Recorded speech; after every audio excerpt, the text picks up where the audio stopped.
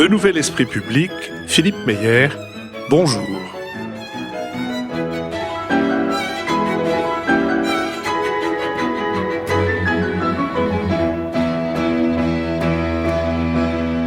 Bonjour, merci de nous avoir rejoints pour cet enregistrement des échanges avec le public à l'école alsacienne le dimanche 7 janvier autour des deux sujets que nous avons traités. D'une part, l'héritage de Jacques Delors et d'autre part, les conséquences du Brexit. Nous sommes donc ici avec Nicolas Bavrez, essayiste et avocat, Jean-Louis Bourlange, président de la Commission des Affaires étrangères de l'Assemblée nationale, Béatrice Gibelin, directrice de la revue Hérodote et fondatrice de l'Institut français de géopolitique, et Lucille Schmidt, vice-présidente de la Fabrique de l'écologie. La première question, monsieur, s'il vous plaît. Oui, bonjour, vous avez évoqué les tensions entre les aspirations libérales de l'Union européenne et les problèmes de souveraineté. Sur les sujets sur lesquels je travaille, sur les questions de réglementation autour du numérique en particulier, je suis particulièrement frappé par le fait que l'ensemble des projets sont en général défensifs et peu stratégiques. C'est-à-dire qu'on est plus concerné par essayer de protéger l'Union européenne des géants du numérique américain. Donc sur les données, ça a été il y a quelques années. Maintenant, c'est sur le marché et l'organisation du marché. Plutôt que de se poser la question de comment on fait les entreprises qui nous permettent de conquérir d'autres marchés et préparer la génération future de ce qui va se passer dans le numérique. On agit de façon juste réactive et passive. Donc, la question de fond, c'est de tout ce que vous avez évoqué de la machinerie européenne, quels seraient les leviers qui permettraient de passer à cette vision un peu plus stratégique sur ce sujet, mais sur d'autres sans doute. Je parle que de celui que je connais. Est-ce que c'est une question de type de dirigeant et de qui est nommé à la tête de la commission? Est-ce que c'est une question des institutions qui sont faites de telle sorte qu'il y a trop de poids de la réflexion technocratique et du coup d'un manque de vision plus politique et stratégique? Voilà, à votre avis, quels sont les leviers qui pourraient permettre d'avoir une vision plus stratégique? Nicolas Bavrez. Vous soulignez un point qui a déjà été évoqué par Jean-Louis Bourlange avec le glissement technologique de l'Union européenne. Quand on regarde en l'an 2000, l'Europe est leader sur toute l'industrie des télécoms. Aujourd'hui, elle a été rayée de la carte entre les GAFAM d'un côté et puis les entreprises numériques chinoises de l'autre. En revanche, elle s'est affirmée, comme vous l'avez rappelé, uniquement sur la régulation, avec la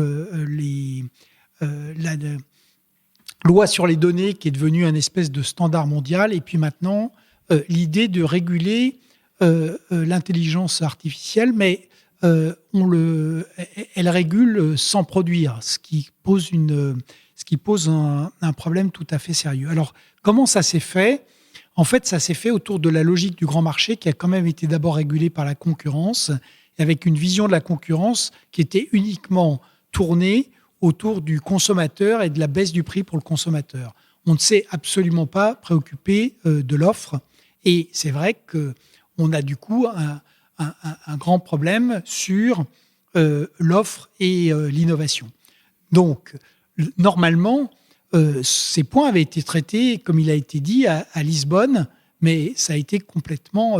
c'est resté lettre morte. Donc, la seule manière de rééquilibrer les choses, ce qu'on a tenté de commencer à faire, mais qui pour l'instant ne marche pas parce que c'est trop lent, on a commencé à le faire avec les 750 milliards du plan de relance et puis aujourd'hui un certain nombre de mesures d'aide à la réindustrialisation, mais c'est extrêmement lent et extrêmement peu efficace. Sur le plan de relance européen, on a dépensé 20% des 750 milliards sur l'IRA des États-Unis. Aujourd'hui, les entreprises, ça a été décidé au printemps dernier, les entreprises américaines ont reçu les premiers fonds à partir de la fin de l'été 2023. Donc, on a aujourd'hui, et je crois qu'il y a un début de prise de conscience, une vraie tenaille entre le capitalisme entrepreneurial américain, mais dopé aux fonds publics, et puis le total capitalisme chinois qui, lui, vit en symbiose avec l'État et avec donc des distorsions un système qui n'est absolument pas régi ni par la concurrence ni l'État de droit. Donc il y a un début de prise de conscience, mais je crois qu'effectivement il faut considérablement accélérer. Et la seule manière de le faire, c'est de travailler sur l'offre. Travailler sur l'offre, c'est de travailler sur le capital humain, travailler sur la mobilisation du capital tout court. Aujourd'hui, depuis plus de 10 ans, les entrées de capitaux dans l'Union, c'est stable, c'est zéro, c'est plus 25% aux États-Unis. Donc, il faut redevenir attractif pour le capital et il faut évidemment investir massivement également dans l'innovation. Béatrice Gibelin.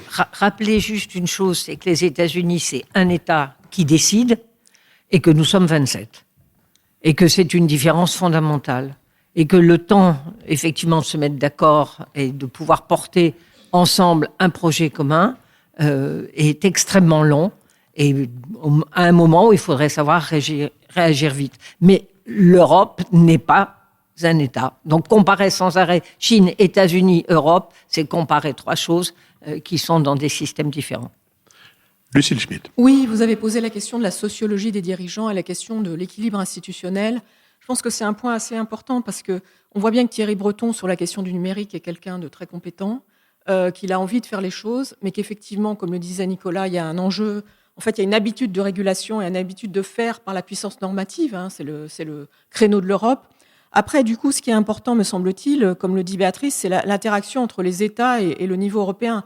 Lorsque Emmanuel Macron fait France 2030 et lorsqu'il insiste sur cette question numérique, sur cette question de l'IA, etc., il espère évidemment créer une espèce de dynamique européenne. Mais comme le couple franco-allemand va plutôt mal, il y a aussi cet enjeu-là, c'est-à-dire comment est-ce que le couple franco-allemand pourrait porter cette dynamique de politique industrielle dont on n'arrête pas de parler, mais qui est une sorte même d'arlésienne, et comment est-ce qu'on pourrait consacrer suffisamment de fonds à cette question de l'offre dont parlait Nicolas. Je voulais aussi rappeler que Jacques Delors, déjà, voulait faire un grand emprunt justement sur les projets innovants et que c'est quelque chose qu'il n'a pas réussi à faire. Alors avec la pandémie, on a fait ce grand emprunt pour faire la relance, mais on voit bien que dans l'affectation des fonds de la relance, au fond, on n'arrive absolument pas à porter cette question de l'innovation et qu'il y a tout le temps une sorte de frilosité sur les risques de l'innovation. Est-ce qu'il n'y aura pas un risque? Et du coup, on régule avant de faire. Jean-Louis Bourlange. Oui, je crois que quand on parle de concurrence et de marché comme solution, c'est très souvent l'alibi du refus de faire de la politique.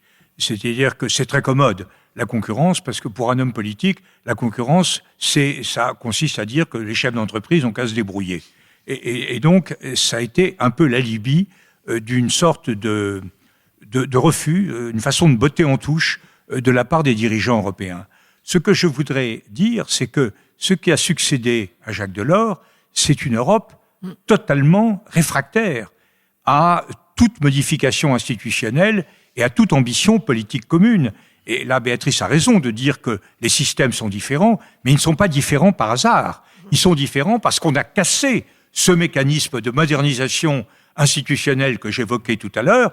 Quand on met Aznar à la tête de l'Espagne, Schröder à la tête de l'Allemagne, Berlusconi à la tête de l'Italie et Chirac à la tête de la France, il ne faut pas s'attendre à ce qu'il y ait une Europe forte.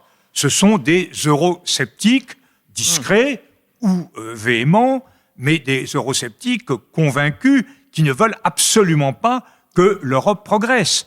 Et là, on doit bien voir qu'on a interrompu, quand on dit, Védrine disait, dans les années 2000, il y a une surdose européenne, les gens sont submergés. C'est pas vrai.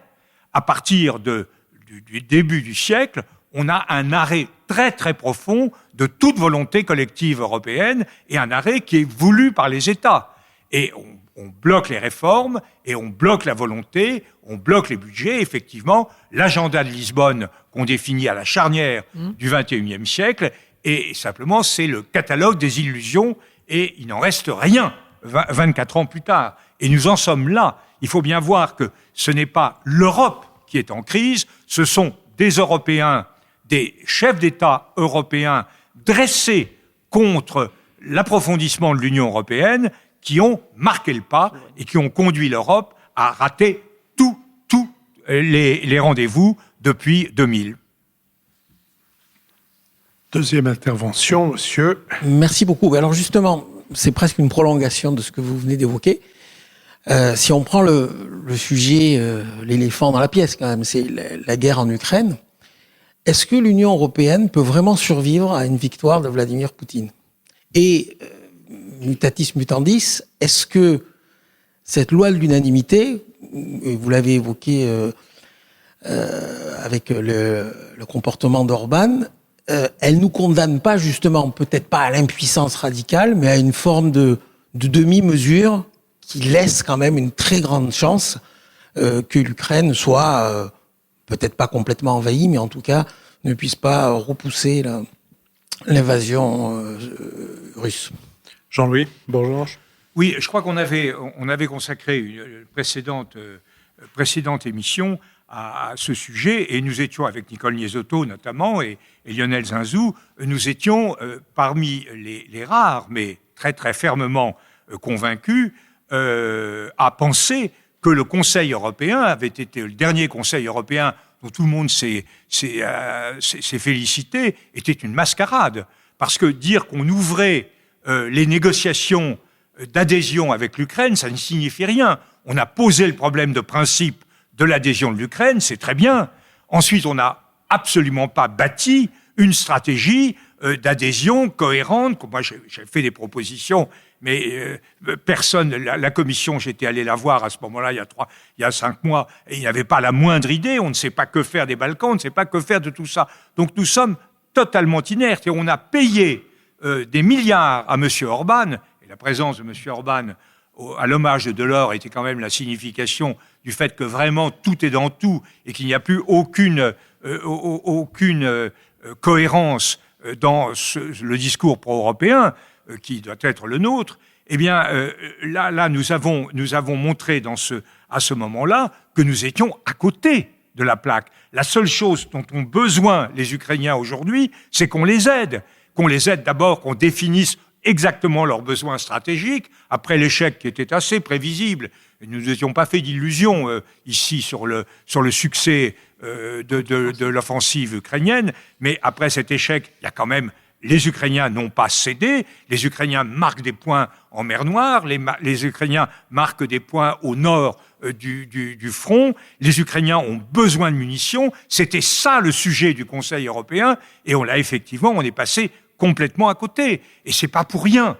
Il y a quand même quelque chose de saisissant à l'idée que ces peuples européens qui sont confrontés à une menace maintenant tous les documents le montrent, une menace de grande ampleur, constante, de M. Poutine, qui veut vraiment reprendre en main les choses là où Gorbatchev les a laissées, c'est-à-dire là où Brejnev les a laissés, si je puis dire. Face à cela, aux menaces de plus en plus évidentes, aux risques de plus en plus évidents de l'élection de Trump, nous sommes les bras ballants. Nous sommes absolument incapables de nous mobiliser, de définir les efforts à accomplir. Ils ne sont pas énormes. Lionel Zinzou l'avait évoqué lors de notre précédente émission. Il avait montré que l'effort financier était réel, mais il était tout à fait à notre mesure. Et ça, on parle de tas de trucs, comme l'affaire de Pardieu, des tas de machins, tout le monde se fout.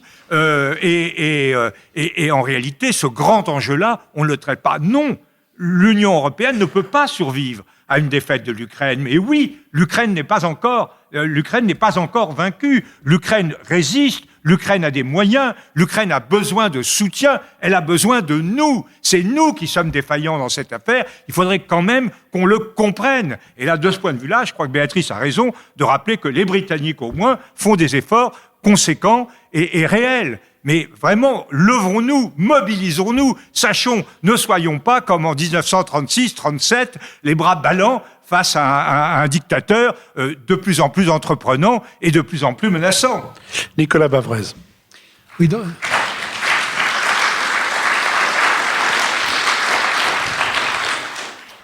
dans la suite de ce qu'a dit Jean-Louis Bourlange, il faut faire attention parce qu'on passe d'un extrême à l'autre. Et donc, il y a quelques mois, tout le monde pensait que la contre-offensive ukrainienne était acquise. Aujourd'hui, on insiste beaucoup sur les risques de défaite, mais pour l'instant, de fait, l'armée ukrainienne tient et marque des points, comme on l'a dit, quelques points dans en mer Noire. Ce qui est vrai, c'est que, et là votre question est tout à fait juste, c'est que l'Union est vraiment à une heure de vérité et que là, on a un test majeur et le test sera extrêmement brutal si Donald Trump est le prochain président des États-Unis parce qu'il a annoncé à minima la révision des missions et des moyens de l'OTAN. On sait qu'il avait imaginé la sortie des États-Unis de l'OTAN au cours de son premier mandat. Et un deuxième mandat Trump, c'est un mandat qui sera beaucoup mieux préparé et un mandat et sûrement beaucoup plus brutal. Donc, la meilleure manière d'anticiper et de préparer un éventuel retour de Donald Trump, c'est de se donner les moyens d'un vrai réarmement de l'Union européenne et d'un soutien effectif à l'Ukraine. Et pour l'instant, l'Ukraine, elle a d'abord besoin de munitions. Et c'est la première des règles. Et c'est un deuxième point qui rejoint ce qu'on a dit, notre thème Brexit, c'est que de fait, les Britanniques ont été sur une ligne qui d'emblée a été une ligne excellente. Et si normalement ce qui devrait arriver, même si les élections sont jamais gagnées à l'avance, si les travaillistes arrivent au pouvoir, une des choses prioritaires à faire, c'est de remettre en route une vraie coopération sur le plan militaire entre l'Union et le Royaume-Uni, mais surtout entre la France et le Royaume-Uni, avec la négociation d'un accord de Lancaster House, d'un deuxième traité sur ces questions de défense. Et je rappelle qu'en matière de munitions, il y a une entreprise qui est fondamentale en Europe, qui s'appelle MBDA, et qui est une entreprise franco-britannique. Lucille Schmitt. Oui, je trouve que ce qui est très intéressant et que nous rappelle Jean-Louis, c'est qu'il y a la possibilité au niveau européen de choisir de ne pas répondre aux questions. C'est-à-dire que la complexité des procédures, la complexité du dialogue, le fait de dire on respecte truc ou bidule, fait qu'on ne répond pas aux questions. Et ce qui me semble important, on a beaucoup parlé de l'héritage de Jacques Delors, c'est qu'il y avait une qualité qui a été unanimement saluée de Jacques Delors, qui était de choisir faire les choses au moment où il faut les faire. Alors, comme nous le rappelle Jean-Louis, la question du moment aujourd'hui où il faut les faire, c'est de poser la question de l'Europe puissance. Alors, il y a tout ce qui a été dit par Jean-Louis qui est très intéressant sur la question du Conseil européen, des chefs d'État, etc. Moi, il me semble important de rappeler qu'il y a des élections européennes qui arrivent en juin et que j'aimerais que pendant cette campagne des européennes, enfin la question de l'Europe puissance soit posée, enfin la question d'une Europe de la défense puisse être posée, enfin les enjeux qui sont ceux du transfert de pouvoir puissent être posés et qu'on ne soit pas seulement en train de dire le Rassemblement national a déjà gagné les élections européennes. Donc l'enjeu, c'est évidemment que cette campagne des élections européennes soit puissamment différente parce qu'elle devra s'ancrer dans un principe de réalité qui est la menace à nos portes. Il ne s'agit pas seulement d'élargir à l'Ukraine, il s'agit d'empêcher Vladimir Poutine de nous menacer. Et ça me semble être un point important pour rendre ces élections européennes un moment démocratique, mais un moment de vérité. Oui, je voulais m'interroger sur c'est quoi une victoire de Poutine ? Quand est-ce qu'on dira c'est la victoire ? Quand est-ce que Poutine dira je m'arrête ? Je me suis fille du Donbass et de la Crimée, moi j'y crois pas.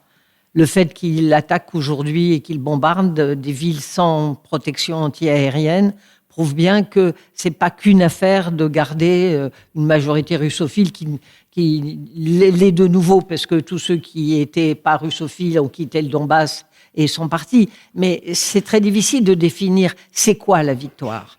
Déjà, c'est une première question. Je suis tout à fait d'accord. Pardon ? C'est quoi la défaite ? Oui, c'est quoi la défaite aussi. Vous avez parfaitement raison. Et en plus, je suis assez frappée par à la fois cet engouement, les Ukrainiens sont formidables, quel courage, oh oui, il faut les soutenir, etc. Et puis, ce renversement, parce qu'il ne s'est rien passé, parce qu'on n'a pas une contre-offensive, mais déjà résister à cette contre-offensive n'a pas percé les lignes. C'est sûr. Mais je veux dire, l'armée russe, elle ne progresse pas non plus. Elle est toujours sur cette même ligne de front. Donc avec des dépenses de munitions qui sont absolument colossales. Alors, ils ont la Corée du Nord qui les alimente, mais ces fameux missiles extraordinaires que rien n'allait pouvoir arrêter, les missiles patriotes arrivent à les arrêter. Donc, le rapport de force, il est encore là. Et moi, j'approuve totalement Lucille quand elle dit, mais bon sang, on a une campagne électorale, donc allons-y. Et au lieu de dire, ça y est, tout est bouclé, tant pis, non, allons-y. Et je crois qu'on peut avoir un débat important et faire comprendre. Regardez l'année dernière, quand l'énergie était très très chère, et on a dit, mais il y a aussi l'Ukraine, c'est ce qui explique. Les gens ont baissé leur consommation d'à peu près 10% et ont tenu le choc. Ça veut dire qu'ils peuvent aussi comprendre les enjeux et qui doivent être faits. Jouons l'intelligence de nos opinions publiques et de nos citoyens, et on n'aura peut-être pas une défaite aussi annoncée qu'on nous le dit. Merci, monsieur. Bonjour et merci beaucoup. Pour revenir à la situation britannique, je voulais savoir comment est-ce que vous expliquez le positionnement du Parti travailliste qui paraît prendre grandement ses distances avec le prédécesseur de monsieur Starmer, Jeremy Corbyn, avec un positionnement très pro-business, centriste. Merci à vous. Nicolas Bavrez. Ce qui est intéressant, c'est que dans les points positifs du Royaume-Uni, on a rappelé d'abord les institutions de l'État de droit ont résisté à Boris Johnson, qui a quand même fait des choses beaucoup plus limites que ce que c'était pas simplement le fait d'organiser des dépôts en période de Covid dans les jardins du 10 Downing Street. L'autre chose, c'est la résilience de la société britannique est quand même incroyable quand on voit aujourd'hui les ménages en termes de baisse de pouvoir d'achat. La société résiste et comme l'a rappelé Lucille Schmitt, est capable de raisonner assez froidement et lucidement sur les erreurs commises. Et c'est vrai qu'on a eu cette double embardée, c'est-à-dire que l'originalité de l'évolution du système politique britannique, c'est que contrairement à la plupart des pays européens, comme vous l'avez vu, on a eu comme parti populiste Farage, mais qui a été plutôt désarmé. Mais en réalité, les populistes ont pris le contrôle des deux grands partis traditionnels. Donc ça a été le cas avec Corbyn pour les travaillistes, et Corbyn les a menés au désastre. Ça a été le cas avec Boris Johnson, qui va mener les conservateurs normalement au désastre à l'automne prochain. Et c'est vrai que le système politique britannique génère des anticorps. Rishi Sunak est quand même un dirigeant beaucoup plus décent, même s'il est dans une situation très compliquée. Et Starmer est un vrai leader, donc il a repositionné le parti en réalité sur une base social-démocrate. Donc de fait, aujourd'hui, il sait qu'il ne peut pas remettre en cause le Brexit, mais il va essayer de trouver des solutions pragmatiques. Et par ailleurs, il a effectivement une position qui est une position qui est une position tout à fait raisonnable sur le plan du business, mais pour une raison claire, c'est que si vous regardez aujourd'hui, et là je me différencie de ce qui a été dit par Béatrice Gibelin, c'est que la première demande des Britanniques, c'est que là, ils sont de retour au pragmatisme, ils savent très bien que le pays est en train de mourir de l'absence de croissance. Si vous regardez la période fin des années 90 jusqu'au Brexit, le Royaume-Uni est systématiquement supérieur à la zone euro, et vraiment largement en termes de croissance. Maintenant, il est passé au-dessous. Il n'y a plus d'investissement depuis 2016, il n'y a plus un investissement étranger dans l'industrie britannique. Et donc, la première chose, c'est de ramener de la croissance. Évidemment, vous ne pouvez pas ramener de la croissance si vous êtes anti-business. Donc, Starmer a de fait une position qui est extrêmement modérée et qui, à mon avis, devrait lui permettre non seulement d'être élu, je l'espère, de relancer le Britannique et surtout de relancer le dialogue avec l'Union européenne. Lucille Schmitt. Oui, dans votre question, il y a au fond toute la question de savoir si est-ce qu'il est vraiment de gauche. Et on peut se poser cette question parce qu'il est clair que Keir Starmer a été élu parce que Jeremy Corbyn avait complètement déconné, c'est-à-dire qu'il avait... il était antisémite, il l'affichait, etc. Donc il y a une sorte de réaction, et comme le dit Nicolas Bavrez, il y a un côté anticorps. Mais l'anticorps de gauche, on se pose encore la question, et notamment parce que dans cette année électorale, personne n'est vraiment capable de qualifier le projet de Keir Starmer. On sait qu'il sera beaucoup plus pro-européen encore, c'est-à-dire que même si Rishi Sunak est revenu à un discours plus neutre, notamment qu'il n'ira pas contre les normes européennes, et on sait qu'il sera beaucoup plus écologiste. Mais on ne sait pas qu'est-ce qu'il fera en matière d'inégalité sociale, on ne sait pas ce qu'il fera sur le plan économique et social. Et donc ça pose un problème évidemment à un électorat, ce qui veut dire que dans tous les articles, il y a une extraordinaire prudence disant on ne sait jamais, peut-être que Rishi Sunak pourrait quand même gagner. Donc moi ça me frappe parce que quelques mois avant, alors qu'il est clair que ça devrait déjà être la victoire annoncée, la prudence indique combien, au fond, Keir Starmer revendique l'étiquette social-démocrate, mais combien on a du mal dans le monde d'aujourd'hui à donner un contenu à cette étiquette social-démocrate, si ce n'est à dire ne vous inquiétez pas, il gouvernera raisonnablement comme un homme de droite. Donc il faut évidemment faire en sorte qu'il y ait une mobilisation de son électorat, elle n'est pas acquise. Jean-Louis Bourlanges. Oui, juste, je crois qu'il faut prendre en compte aussi un facteur complexifiant pour la gauche britannique, c'est l'affaire israélienne. Les travaillistes rencontrent les mêmes sortes de difficultés que les démocrates aux États-Unis. C'est-à-dire que Corbyn était fanatiquement pro-palestinien, en réalité fanatiquement antisémite, il faut être très clair. Une partie de la gauche travailliste était sur cette ligne-là. La ligne de l'actuel leader est tout à fait opposée. Et évidemment, il est pris à contre-pied par la brutalité, la persistance et la défaveur croissante qui entoure l'offensive de l'armée israélienne à Gaza. Donc là, il y a une tension qui n'est pas facile à gérer pour l'actuel leader de l'opposition. C'est la même situation pour les démocrates aux États-Unis.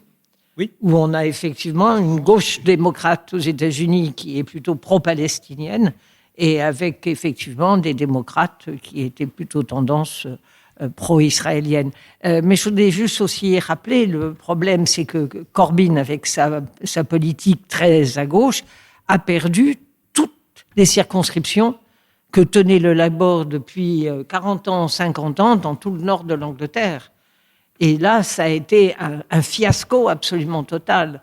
Donc il faut se méfier avec une politique qui s'annonce très à gauche et de regarder les résultats électoraux. Regardez donc précisément la carte électorale du vote LFI en France. C'est extrêmement intéressant. Je vous remercie. Je sens que nous entendons tous et chacun, chacune et chacun, l'appel du pot-au-feu. Je remercie donc. Et de la galette des rois. Et de la galette des rois. Je remercie Laurie Galligani et Christian Sory. Je remercie l'École alsacienne. Je vous donne rendez-vous dimanche pour le prochain Nouvel Esprit public.